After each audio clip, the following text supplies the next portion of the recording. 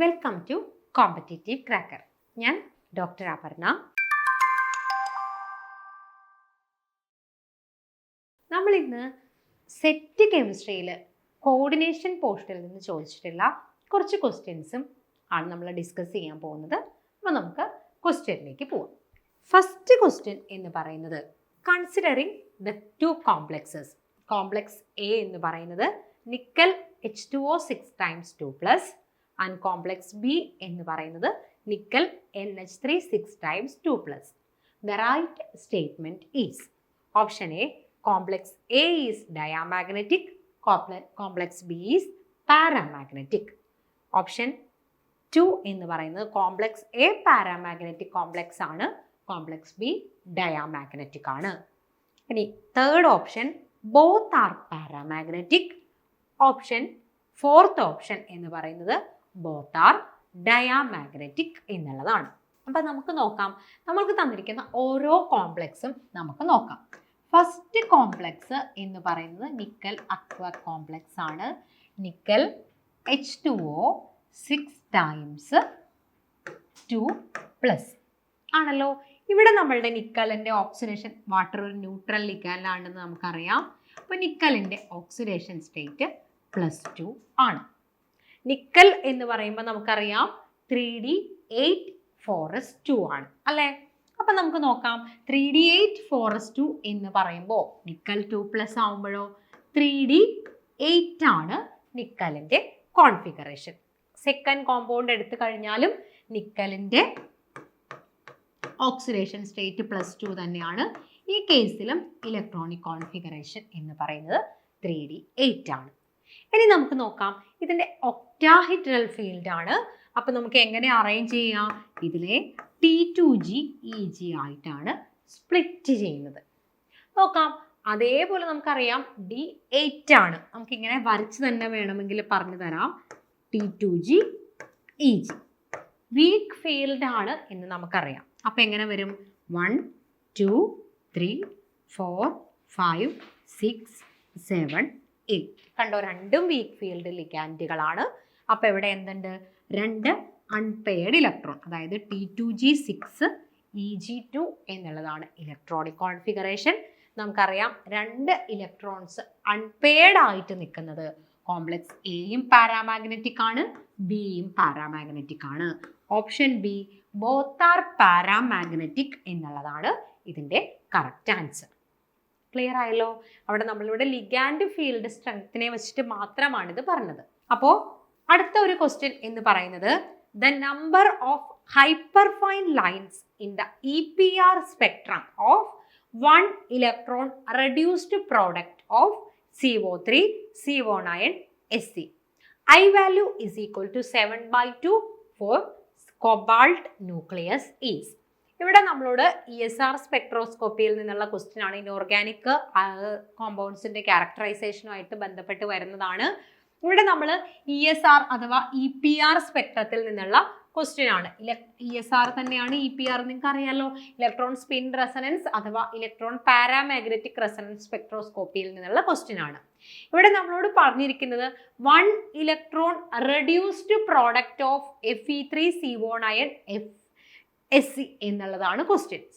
അപ്പൊ നമുക്ക് നോക്കാം, ഈ ഒരു ക്വസ്റ്റ്യൻ എന്ന് പറയുമ്പോൾ കൊബാൾട്ട്, ഇവിടെ ഒരു 1 ഇലക്ട്രോൺ റെഡ്യൂസ്ഡ് സ്പീഷീസ് എന്നാണ് ക്വസ്റ്റ്യൻ.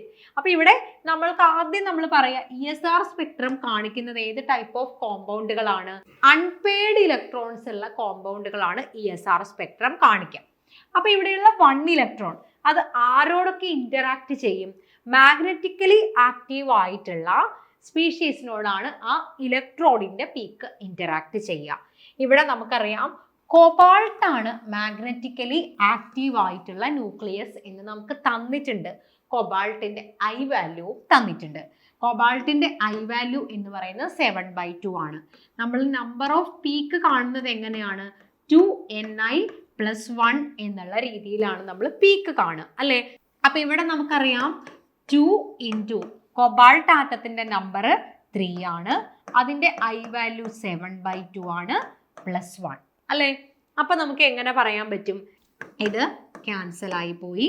2 × 7 21 + 2 22 പീക്സ് ആണ് കിട്ടുക. ഇത് തിയററ്റിക്കലിയും നമ്മൾ എക്സ്പ്ലെയിൻ ചെയ്യാറുണ്ട്. എങ്ങനെയാണ് നമ്മൾ പറയുക? ആദ്യം ഒരു ഇലക്ട്രോൺ ഉണ്ട്, അതിൻ്റെ മാഗ്നറ്റിക് മൊമെന്റ് എന്ന് പറയുന്നത് +or- ആണ് in the absence of magnetic field. ഇനി മാഗ്നറ്റിക് ഫീൽഡിന്റെ പ്രസൻസിൽ ഇത് എന്തായിട്ട് സ്പ്ലിറ്റ് ചെയ്യും?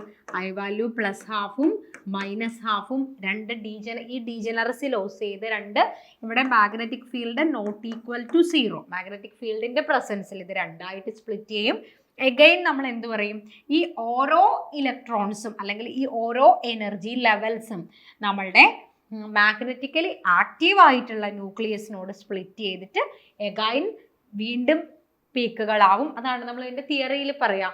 ദെൻ നമ്മൾ സെലക്ഷൻ റൂൾ അപ്ലൈ ചെയ്തിട്ട് എത്ര നമ്പർ ഓഫ് പീക്സ് ഉണ്ട് എന്ന് പറയും. ഇവിടെ നമുക്ക് ക്വസ്റ്റ്യൻ ഡയറക്റ്റ് ആണ്, നമ്മൾ തിയററ്റിക്കലി എക്സ്പ്ലെയിൻ ചെയ്യേണ്ട. അതുകൊണ്ട് നമുക്ക് പറയാൻ പറ്റുന്ന എന്താണ്? നമ്മളുടെ ഓപ്ഷൻ 3 ആണ് correct answer. Direct equation apply ചെയ്തിട്ട് നമുക്ക് ചെയ്യാം. അല്ലെങ്കിൽ നമ്മൾ പറയാം നമ്മളുടെ ഫസ്റ്റ് ഒരു ഇലക്ട്രോണിന്റെ പീക്ക് മാഗ്നറ്റിക് ഫീൽഡിന്റെ പ്രസൻസിൽ രണ്ടായിട്ട് സ്പ്ലിറ്റ് ചെയ്യും. ഈ ഓരോ എനർജി ലെവൽസും എഗൈൻ നമ്മളുടെ മാഗ്നറ്റിക്കലി ആക്റ്റീവ് സ്പീഷീസിനോട് ഇന്ററാക്ട് ചെയ്തിട്ട് സ്പ്ലിറ്റ് ചെയ്യും. ഞാൻ നമ്മൾ സെലക്ഷൻ റൂൾ അപ്ലൈ ചെയ്ത ശേഷം നമുക്ക് ആൻസർ കിട്ടും. ഇതാണ് നമ്മൾ ചെയ്യുന്ന രീതി. അടുത്തത് P31 NMR spectrum of PF4NCH3 twice at a room temperature and low temperature എന്ന് പറയുമ്പോൾ 173 Kelvin respectively shows. Assume that nitrogen and hydrogen do not couple. നമുക്ക് ഇവിടെ ഒരു ക്ലൂ തന്നിട്ടുണ്ട്. നമ്മളുടെ നൈട്രജനും ഹൈഡ്രജനും ഇവിടെ കപ്ലിങ്ങിൽ പാർട്ടിസിപ്പേറ്റ് ചെയ്യുന്നില്ല എന്നാണ് തന്നിരിക്കുന്ന ക്ലൂ. അപ്പോൾ നമുക്ക് 4 ഓപ്ഷൻസ് ഉണ്ട്: ട്രിപ്ലറ്റ് ആൻഡ് ക്വിൻറ്ററ്റ്, അതേപോലെ തന്നെ ഓപ്ഷൻ ബി എന്ന് പറയുന്ന quintet and triplet, option C quintet and triplet of triplet, option 4 triplet and triplet of triplet എന്നുള്ളതാണ് ഓപ്ഷൻ. അപ്പോൾ നമുക്ക് ആദ്യം തന്നെ ഈ മോളിക്യൂളിനെ കുറിച്ച് പറയുമ്പോൾ നമ്മളുടെ ഈ മോളിക്യൂളിന്റെ സ്ട്രക്ചർ ഒന്ന് നമുക്ക് നോക്കാം. അതിനുശേഷം നമുക്ക് ബാക്കി കാര്യങ്ങൾ ഡിസ്കസ് ചെയ്യാം. ഇതാണ് നമ്മളുടെ മോളിക്യൂളിന്റെ സ്ട്രക്ചർ PF4NCH3 twice. ഇനി നമ്മളോട് ഇവിടെ പറയുന്നത് നമ്മളുടെ നൈട്രജനും ഹൈഡ്രജനും ഒന്നും ഇവിടെ കപ്പിൾ ചെയ്യുന്നില്ല എന്നാണ് പറയുന്നത്, ആണല്ലോ. ഇനി ഈ ഒരു സ്ട്രക്ചറിൽ നിന്ന് നമുക്ക് പറയാം ഇതൊരു ട്രയഗണൽ ബൈപിരമിഡൽ ആ ഒരു ടൈപ്പ് സ്ട്രക്ചർ ആണ്. പക്ഷേ നമുക്ക് ആദ്യം പറയാൻ പറ്റുക റൂം ടെമ്പറേച്ചറിലും ലോ ടെമ്പറേച്ചറിലും 2 ഓപ്ഷൻ നമ്മളോട് ചോദിച്ചിട്ടുണ്ട്. റൂം ടെമ്പറേച്ചറിന്റെ കേസിൽ നമുക്ക് പറയുന്നത് ഈ മോളിക്യൂള് അത്രയും ഒരു എനർജി മതി ഈ മോളിക്യൂൾ ഒരു സ്യൂഡോ റൊട്ടേഷൻ കാണിക്കുന്നു. അതായത് ഇവിടെ കാണിച്ചിരിക്കുന്ന ഈ ആക്സിയലും ഇക്വറ്റോറിയലും ആയിട്ടുള്ള എല്ലാ ഫ്ലൂറിൻസും എന്തായിരിക്കും? ഈക്വൽ ആയിരിക്കും എന്നാണ് പറഞ്ഞിരിക്കുന്നത്. അപ്പൊ നമുക്ക് എന്ത് പറയാം? നമ്മൾ പഠിച്ചിട്ടുണ്ട് ഈ ഫോസ്ഫറസിന്റെ പീക്ക് തൊട്ടടുത്ത ഏതൊരു ആറ്റമാണോ അതിനോട് ഇന്ററാക്ട് ചെയ്ത് N+1 പീക്കായിട്ട് സ്പ്ലിറ്റ് ചെയ്യും എന്നാണ് നമ്മൾ പഠിച്ചിരിക്കുന്നത്. ഇവിടെ നമ്മളുടെ 4 ഫ്ലൂറിൻസും എന്താണ്? ഈക്വാലന്റ് ആണ്, മാഗ്നറ്റിക്കലി ഈക്വാലന്റ് ആണ്. അപ്പൊ എങ്ങനെയായിരിക്കും? 4+1 5 ആയിട്ടായിരിക്കും ആ ഒരു പീക്ക് സ്പ്ലിറ്റ് ചെയ്യുന്നത്. അപ്പൊ നമുക്ക് റൂം ടെമ്പറേച്ചറിൽ കിട്ടുന്നത് ഒരു ക്വിൻറ്ററ്റ് ആയിട്ടായിരിക്കും ഇത് കിട്ടുന്നത്. ഇനി നമ്മളോട് പറയുന്നത് ലോ ടെമ്പറേച്ചർ. നമുക്കറിയാം ടെമ്പറേച്ചർ കുറച്ച് കഴിഞ്ഞാൽ ഈ ഒരു ടൈപ്പ് ഓഫ് റൊട്ടേഷൻ അല്ലെങ്കിൽ ഈ ഒരു സ്യൂഡോ റൊട്ടേഷൻ എന്ന് പറയുന്നത് വളരെയധികം കുറവായിരിക്കും. മോളിക്യൂള് ആക്ച്വലി ആ ഒരു ഷേപ്പിൽ തന്നെ റീറ്റെയിൻ ചെയ്യാൻ നോക്കും. അപ്പൊ നമുക്ക് പറയാം ഈ കേസിൽ 2 ആക്സിയൽ ഫ്ലൂറിൻസും അതേപോലെ തന്നെ 2 ഇക്വറ്റോറിയൽ ഫ്ലൂറിൻസും ഈക്വൽ ആയിരിക്കില്ല. ആ കേസിൽ നമുക്ക് എന്ത് പറയാം? അതായത് ഫോസ്ഫറസിന്റെ ഒരു പീക്ക് ഫസ്റ്റ് 2 ആക്സിയൽ ഫ്ലൂറിൻസിനോട് ഇന്ററാക്ട് ചെയ്തിട്ട് 2+1 3 ആയിട്ട് സ്പ്ലിറ്റ് ചെയ്യും. ദെൻ എഗൈൻ ഫോസ്ഫറസിന്റെ ആ പീക്ക് തന്നെ ബാക്കി 2 ഇക്വറ്റോറിയൽ ഫ്ലൂറിൻസിനോട് ഇന്ററാക്ട് ചെയ്തിട്ട് എഗൈൻ 2 ആയിട്ട് സ്പ്ലിറ്റ് ചെയ്യും. അപ്പൊ നമുക്ക് ആ ഓപ്ഷൻ എന്താ വരിക? റൂം ടെമ്പറേച്ചറിൽ നമുക്ക് കിട്ടുന്നത് ഒരു ക്വിൻറ്ററ്റും അതേപോലെ തന്നെ ലോ ടെമ്പറേച്ചറിൽ നമുക്ക് കിട്ടുന്നത് ഒരു ട്രിപ്ലറ്റ് ഓഫ് ട്രിപ്ലറ്റ് ആയിരിക്കും. അപ്പോൾ ഓപ്ഷൻ എന്ന് പറയുന്നത് ഏത് നമുക്ക് പറയാം? ക്വിൻറ്ററ്റ് അതേപോലെ തന്നെ ട്രിപ്ലറ്റ് ഓഫ് ട്രിപ്ലറ്റ്. അപ്പൊ നമുക്ക് ഓപ്ഷൻ സി ആണ് ഇവിടെ നമുക്ക്, അല്ലെങ്കിൽ മൂന്നാമത്തെ ഓപ്ഷൻ ആണ് കറക്റ്റ് ഓപ്ഷൻ ആയിട്ട് വരിക. ക്വിൻറ്ററ്റ് ആൻഡ് ട്രിപ്ലറ്റ്.